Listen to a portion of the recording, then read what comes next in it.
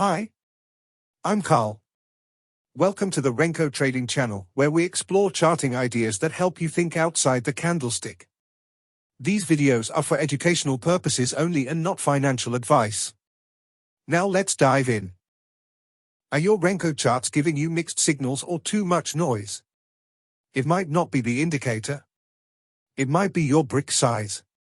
In this video, we'll break down the difference between ATR-based and fixed-size Renko charts, so you can finally decide which one makes sense for your trading style. Renko charts filter out price noise by building bricks only when price moves a certain amount. That certain amount is called the brick size, and it's the secret sauce that shapes your entire Renko chart. There are two main ways to set it: ATR-based, which adjusts automatically, and fixed size, which stays the same all the time. ATR stands for Average True Range. When you choose ATR mode, your Renko brick size adapts to recent market volatility. If the market is calm, your bricks get smaller. If the market is wild, your bricks get bigger. This can make your charts look smoother and help you ride big trends with fewer false signals. The downside? Since the brick size is always changing, it's harder to backtest consistently or compare trades over time. With a fixed-size Renko chart, you set one brick size, say, $1 or 10 pips, and it never changes. This gives you clear, repeatable signals and is much better for backtesting strategies or setting up alerts. But the trade-off is that fixed bricks don't adapt to market conditions. You may get too many bricks in a choppy market, or too few in a fast-moving one. Here's why I use traditional, fixed-size Renko for backtesting. Let me show you with a real example using Tesla from January 1, 2018 to June 15, 2025. I used a fixed brick size of $3.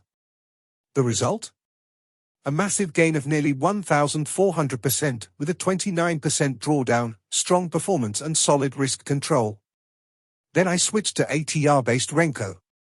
First, I used ATR set to 10, which gave a brick size around $20.